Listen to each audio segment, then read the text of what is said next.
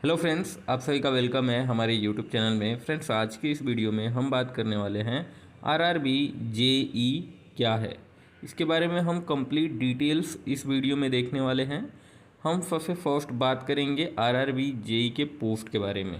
Next हम बात करने वाले हैं कि आरआरबी जो जेई का पोस्ट है उसके लिए एलिजिबिलिटी क्राइटेरिया क्या होना चाहिए, क्वालिफ़िकेशन क्या मांगा जाता है, एज लिमिट क्या मांगा जाता है, एग्ज़ाम पैटर्न किस तरीके का होता है और सिलेक्शन प्रोसेस कैसे होता है, कितनी तक आपको सैलरी मिल जाती है। इनके अलावा भी बहुत से पॉइंट्स पे हम बात करने वाले हैं, तो इस वीडियो में आप पूरा एंड तक बने रहिए। और अगर आप हमारे चैनल पर नए हैं तो चैनल को सब्सक्राइब कर दीजिए और साथ ही साथ बेल आइकन को भी क्लिक कर दीजिए कि मेरे वीडियोज़ की जो भी नोटिफिकेशन रहे वो आप तक मिलता रहे। तो चलिए स्टार्ट करते हैं। तो सबसे फर्स्ट हम सिंपल लैंग्वेज में बात कर लेते हैं कि आरआरबी जेई क्या है। अगर ये आपको नहीं पता है तो इसको हम समझ लेते हैं। तो देखिए, आरआरबी का जो फुल फॉर्म होता है वो रेलवे रिक्रूटमेंट बोर्ड होता है, और जो जेई का फुल फॉर्म होता है वो जूनियर इंजीनियर होता है। अब आप इसके फुल फॉर्म से समझ गए होंगे कि ये किस तरह का एग्ज़ाम है। तो जो भी रेलवे के अंदर जूनियर इंजीनियर पोस्ट होते हैं, उन पोस्ट पे जब भी वैकेंसी निकलती है तो यही आरआरबी जेई का नोटिफिकेशन रिलीज़ किया जाता है आरआरबी के ऑफिशियल वेबसाइट पे।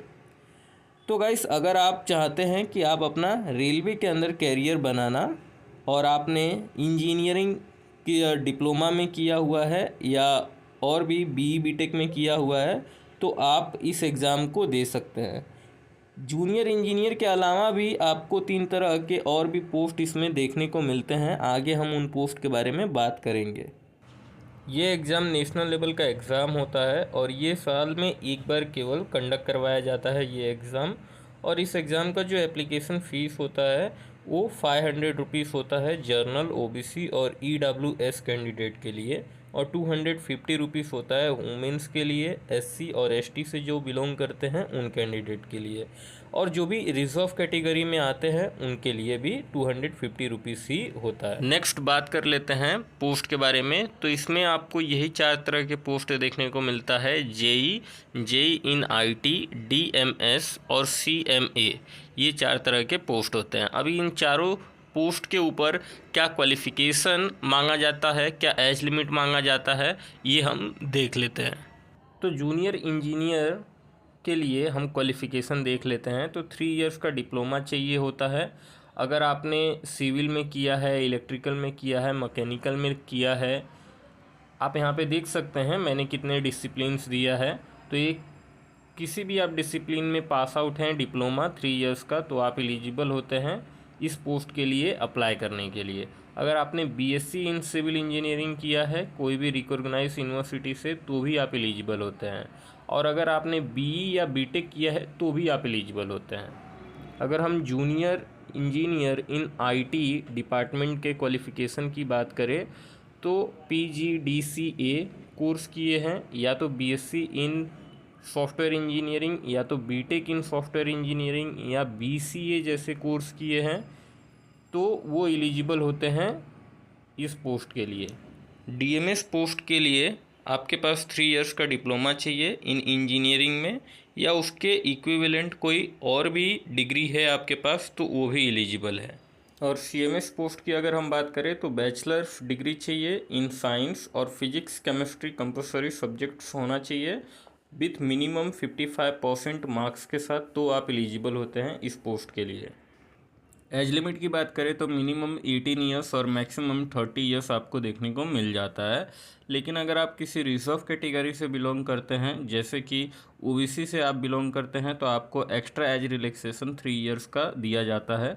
एससी एसटी के लिए 5 इयर्स का, और पीडब्ल्यूडी कैंडिडेट के लिए 10 इयर्स का। सिलेक्शन प्रोसेस की अगर हम बात करें तो सीबीटी फर्स्ट एग्ज़ाम आपका होता है, इसके अंदर आप क्वालिफाई हो जाते हैं तो सीबीटी सेकंड होता है। नेक्स्ट आपका डॉक्यूमेंट वेरिफिकेशन होता है, और जो लास्ट प्रोसेस है वो आपका मेडिकल टेस्ट होता है। इसके बाद आप सिलेक्ट होते हैं। नेक्स्ट बात कर लेते हैं एग्ज़ाम पैटर्न के बारे में। तो सबसे फर्स्ट हम बात कर लेते हैं कंप्यूटर बेस्ड टेस्ट फर्स्ट जो एग्ज़ाम होता है उसके एग्ज़ाम पैटर्न के बारे में।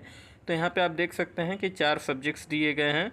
तो जो 4 सब्जेक्ट्स हैं वो मैथमेटिक्स हैं, और ये मैथमेटिक्स में 30 क्वेश्चंस होते हैं जो 30 मार्क्स के होते हैं। जर्नल इंटेलिजेंस एंड रीजनिंग ये सेकेंड सब्जेक्ट है, इसके अंदर 25 क्वेश्चंस होते हैं जो 25 मार्क्स के होते हैं। जो थर्ड नंबर पे है ये है जर्नल अवेयरनेस, इसके अंदर 15 क्वेश्चंस होते हैं जो 15 मार्क्स के होते हैं। और जर्नल जो साइंस है इसके अंदर 30 क्वेश्चंस होते हैं। तो टोटल अगर हम क्वेश्चंस की बात करें तो 100 क्वेश्चंस आपको देखने को मिलते हैं CBT पेपर 1 में और 100 मार्क्स के होते हैं। नेक्स्ट बात कर लेते हैं computer based test paper second के बारे में। तो देखिए इसका जो एग्ज़ाम पैटर्न है इसके अंदर आपको टोटल 5 सब्जेक्ट्स देखने को मिलते हैं। जर्नल अवेयरनेस है, फिजिक्स एंड केमिस्ट्री है, basic of computer and application है, नेक्स्ट जो है basic of environment and pollution control है, और आपका टेक्निकल एबिलिटी है। तो ये 5 सब्जेक्ट्स हैं और ये 5 सब्जेक्ट से आप देख सकते हैं कि नंबर ऑफ़ क्वेश्चंस कितने यहाँ पे पूछे गए हैं। अगर हम टोटल नंबर ऑफ़ क्वेश्चंस की बात करें तो 150 टोटल क्वेश्चंस होते हैं और 115 टोटल मार्क्स के होते हैं। और ये गाइस जो है टेक्निकल एबिलिटी, ये जो सब्जेक्ट्स है इसके अंदर जो भी आप डिसिप्लिन चूज़ किए रहेंगे, सपोज आपने डिप्लोमा मैकेनिकल में किए हैं तो मैकेनिकल के क्वेश्चंस आपको देखने को मिलेंगे, इलेक्ट्रिकल में किए हैं तो इलेक्ट्रिकल के क्वेश्चंस आपको देखने को मिलेंगे। तो इसमें इस तरह के आपको क्वेश्चंस देखने को मिलते हैं। नेक्स्ट बात कर लेते हैं सैलरी के बारे में। तो सैलरी आपको 35,000 से लेकर 55,000 के बीच में पर मंथ आपको मिलता है, क्योंकि देखिए सैलरी आपका डिपेंड्स करता है आपके सिटी के भी ऊपर कि आपकी पोस्टिंग एक्स सिटीज़ में हुई है कि वाई सिटीज़ में हुई है कि जेड सिटीज़ में।